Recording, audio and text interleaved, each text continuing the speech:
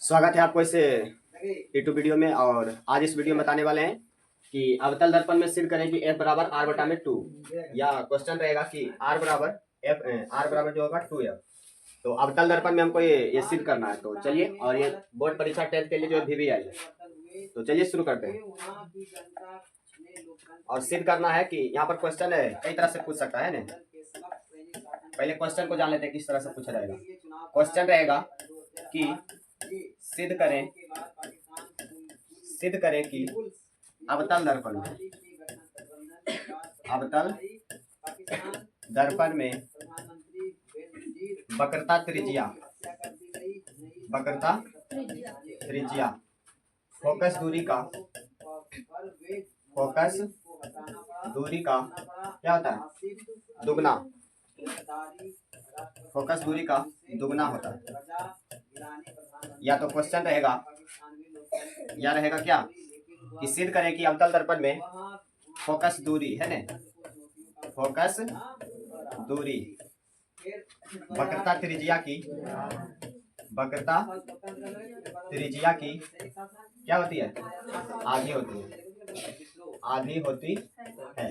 Question इस तरह से पूछा जा सकता है।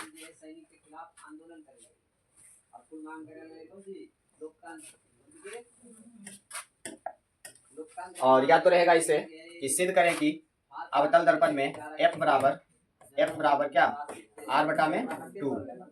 या तो सिर्फ ऐसे ही रह सकता है ना। और या तो रह सकता है क्या कि R बराबर 2F। ये हमको सिद्ध करके लाना है। क्लियर? तो चलिए इसको बारीकी से समझते हैं।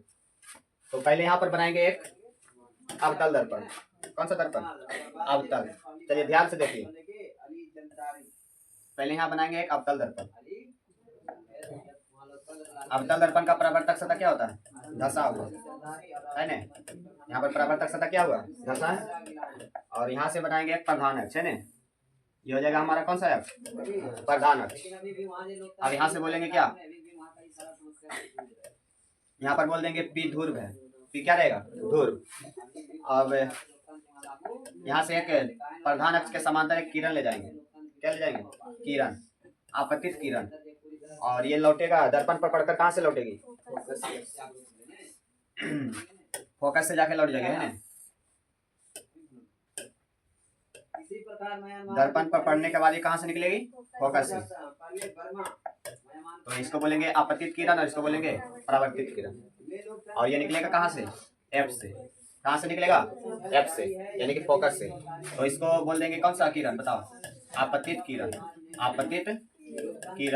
और ये लौट गया तो इसको बोलेंगे कौन सा किरण, परावर्तित किरण। अब चलिए इसको ध्यान से समझते हैं। तो ये हो गया आपतित किरण, ये हो गया क्या, परावर्तित किरण। और बीच में क्या होता है, अभिलंब। तो यहाँ पर बीच में अभिलंब डालेंगे। तो ये यहाँ से हो जाएगा इस तरह से है ना। ये हमारा रहेगा क्या, अभिलंब। और इसको C बोल देंगे, वक्रता केंद्र है ना। कौन सा केंद्र, वक्रता केंद्र। और यहाँ पर बोलेंगे, इसको मान लेंगे A, इसको मान लेंगे B। A भी हो जाएगा आपतित किरण, और यहाँ से BF हो जाएगा कौन सा, परावर्तित किरण। और बीच में रहेगा क्या, अभिलंब। अब यहाँ से बोलेंगे कि ये हो गया आपतित किरण और ये हो गया परावर्तित किरण और ये हो गया अभिलंब। तो इन दोनों के बीच के कोण को क्या बोला जाता है, इसको बोलेंगे आपतित किरण यानी कि कोण I, और इसको बोलेंगे परावर्तित किरण यानी कि कोण R। आपतित किरण को कोण I से और परावर्तन कोण के कौन से कोण R से। तो इसको हम बोल सकते हैं कोण I और इसको कोण R। अब यहाँ से ध्यान से समझते हैं।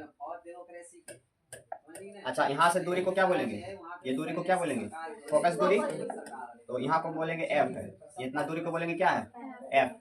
और वक्रता केंद्र और ध्रुव के बीच की दूरी को क्या बोला जाता है, वक्रता त्रिज्या। इसे किससे सूचित करते हैं, कैपिटल R से है ना। तो इसको कैपिटल R लिख देंगे। क्लियर यहाँ तक? अब चलिए यहाँ पर लिख लेंगे थोड़ा सा कि माना कि, क्या लिखेंगे, लिखेंगे माना कि। और यहाँ पर बोल देंगे ये है M है ना, और ये है क्या, N। यहाँ पर लिखेंगे माना कि MN एक कौन सा दर्पण है, अवतल दर्पण। माना कि MN एक अवतल दर्पण है जिसमें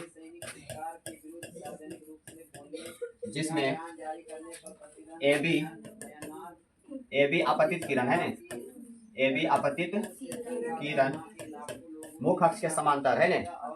कौन अक्ष के समांतर? मुख अक्ष। तो आपतित किरण मुख अक्ष के समांतर, मुख अक्ष के समांतर, मुख अक्ष के समांतर दर्पण पर पड़ने के बाद है ना, मुख अक्ष के समांतर दर्पण से पढ़कर, दर्पण से पढ़कर कहाँ से निकलती है? दर्पण से पढ़कर फोकस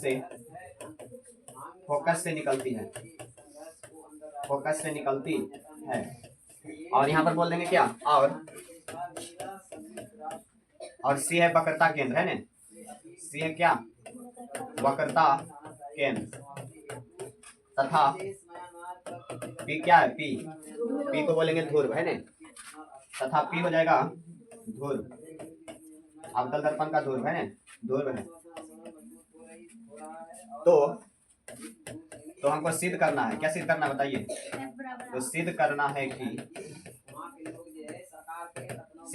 कि R बराबर 2F है ना, या तो क्या करना है? F बराबर R बटा में 2, यानी कि फोकस दूरी जो होता है वक्रता त्रिज्या की आधी होती है, या तो वक्रता त्रिज्या फोकस दूरी की क्या होगा? दुगना। इसको बोलते हैं फोकस दूरी, और ये हो गया क्या? वक्रता त्रिज्या। यही बताना है कि वक्रता त्रिज्या जो होता है फोकस दूरी के क्या होता है? आधा। और या तो बोलेंगे कि वक्रता त्रिज्या जो होता है फोकस दूरी के क्या होता है? दुगना दूरी। ठीक, तो इतना कर लेंगे। उसके बाद चलिए इसके आगे बनाते हैं, चित्र को ले चलते हैं नेक्स्ट पेज में।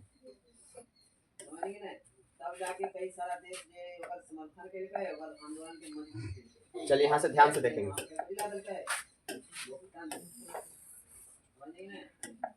यहाँ से क्या करेंगे बताइए? यहाँ पर लिखेंगे परमाण है ना, परमाण। पहला में बोलेंगे कोण आई बराबर कौन सा? आर। कोण आई बराबर में कौन सा? आर, क्योंकि ये परावर्तन के नियम से है ना। परावर्तन के पहला नियम क्या बोलता है कि आपतन कोण बराबर कौन सा? परावर्तन कोण। तो यहाँ से कोण आई बराबर कोण आर हो जाएगा। इसको बोल देंगे कौन सा नियम से? परावर्तन के नियम से। वेरी इजी है ना, परावर्तन के नियम से। ये हो गया। तो कोण आई और कोण आर को क्या लिख सकते हैं बताइए? कोण ए बी सी, इसको लिख देंगे कोण ए बी सी बराबर में क्या हो जाएगा? C F B C. कौन हो जाएगा? F B C, F B C, यानी कि इसको मान लेंगे समीकरण कौन सा? एफ। यही कौन को लिखा गया है ना, इसको मानेंगे समीकरण कितना? एफ। तो इतना समझ में आ चुका है। इसके आगे देखिए, तो इसके आगे क्या करेंगे बताइए? यहाँ से बोल सकते हैं हम क्या? देखिए यहाँ ध्यान से, ये एक रेखा है और ये एक रेखा है, एक समांतर रेखा है कि नहीं? यह पतित किरण है ना, और ये कौन सा अक्ष है? प्रधान अक्ष। तो दोनों एक दूसरे के समांतर है, दोनों एक दूसरे के क्या है? समांतर। और ये वाला जो है क्या है? अभिलंब। तो अभिलंब हो जाएगा तिर्यक रेखा। कौन सा रेखा? तिर्यक रेखा। तो यहाँ पर बोलेंगे ये कोण बराबर कौन सा हो जाएगा? ये कोण, एकांतर कोण। कौन सा कोण?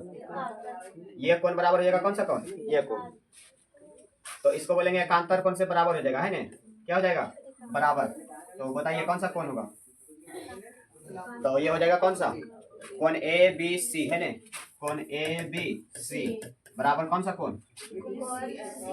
बी सी एफ है ना, या एफ सी बी। कोण एफ सी बी, जिस कोण को लिखना होता है उसे बीच में रखते हैं ना। तो एफ सी बी, इसको मानेंगे समीकरण कितना? 2। इसको समीकरण कितना मानेंगे? 2। आप देखिए समीकरण 1 और 2 से है ना, यहाँ पर बोलेंगे समीकरण कितना? 1 तथा 2 से। 1 तथा 2 से देखिए कोण ए बी सी बराबर है कोण एफ बी सी, और यहाँ पर कोण ए बी सी बराबर कौन सा? F C B. तो लेफ्ट बराबर है ना, तो राइट भी क्या हो जाएगा? बराबर।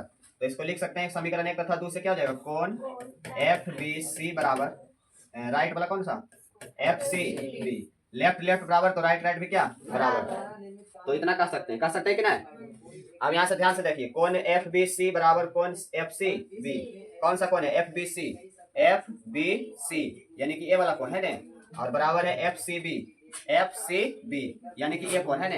तो ये कोण बराबर है ये कोण, तो आमने सामने का कोण बराबर होने पर भुजा भी क्या होता है? बराबर। इसके सामने वाला ये भुजा बराबर होगा और इसके सामने वाला ये वाला भुजा है ना, तो ए भुजा और ए भुजा एक दूसरे के क्या हो जाएगा? बराबर। क्लास 9th में पढ़े थे है ना, समद्विबाहु त्रिभुज। कौन सा त्रिभुज? तो समद्विबाहु त्रिभुज की दो भुजा क्या होती है? बराबर। तो यहाँ से बोल देंगे क्या कि अतः त्रिभुज कौन सा? FBC है ना, त्रिभुज FBC ये कौन सा त्रिभुज हो जाएगा? समद्विबाहु त्रिभुज है। तो समद्विबाहु त्रिभुज है तो दो भुजा आपस में बराबर होता है, यानी कि जिस कोण के सामने वाला भुजा होता है बराबर है ना, तो यहाँ बोल देंगे क्या, इसीलिए कौन सा? FC भुजा बराबर कौन सा भुजा? FB बराबर हो जाएगा। क्लियर यहाँ तक? अब यहाँ पर कुछ लिखना रहेगा है ना, ध्यान से देखेंगे। अब यहाँ पर लिखेंगे क्या, यदि ये जो द्वारक है इसको बोलेंगे द्वारक, ये जो है अवतल दर्पण का क्या है? द्वारक। तो यदि द्वारक यदि छोटा किया जाए, क्या किया जाए? छोटा। मान लीजिए कि इतना छोटा, फिर इतना छोटा, फिर इतना छोटा, फिर छोटा, पूरा छोटा, तो ये जो B बिंदु है कहाँ आएगा? P के पास। बहुत छोटा कर देने पर जो है इसका B बिंदु किसके पास आएगा? P के पास। तो P के पास आएगा तो हम यहाँ पर कह देंगे कि FB बराबर हो जाएगा क्या? FB बराबर हो जाएगा किसके बराबर? FP। यदि द्वारक को क्या किया जाए? छोटा, तो द्वारक को छोटा करने पर बिंदु B है जो किसके पास आएगा? P के पास। तो यही यहाँ पर लिख देंगे, यदि अवतल दर्पण का द्वारक बहुत छोटा हो, बहुत क्या हो? बहुत छोटा हो, तो बहुत छोटा हो तो बिंदु कौन सा? बिंदु P के पास है ना, बिंदु B यानी कि ध्रुव के पास है ना, बिंदु B किसके पास? ध्रुव P के पास, ध्रुव P के पास होगा कि नहीं होगा? तो होगा तो क्या होगा बताइए? इसीलिए हम यहाँ से कहा देंगे क्या, यदि बिंदु B जो है P के पास होगा तो यहाँ से बोलेंगे क्या कि FB बराबर हो जाएगा क्या? FB बराबर FP है ना, FB बराबर क्या हो जाएगा? FP। तो इसको मान लेंगे समीकरण 3 हो गया, और इसको मान लेंगे कितना? समीकरण कितना? 3। और इसको मानेंगे समीकरण 4। तो 3 और 4 से देखिए लेफ्ट बराबर है कि ना? अच्छा देखिए यहाँ FB बराबर है FB है ना, तो इसको FB और FB बराबर है कि ना, और इसके बराबर है FC, और इसके FB बराबर क्या है? FP।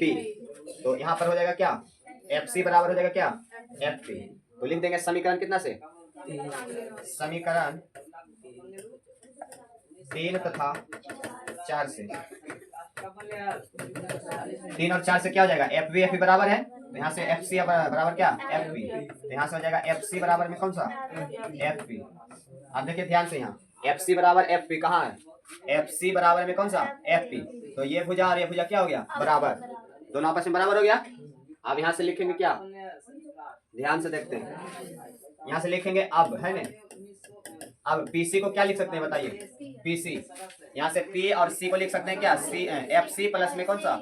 FP। मतलब कि देखिए यहाँ ध्यान से, ये एक भुजा है ना, इसको बोले C, इसको बोले क्या? P, और बीच में क्या? F है।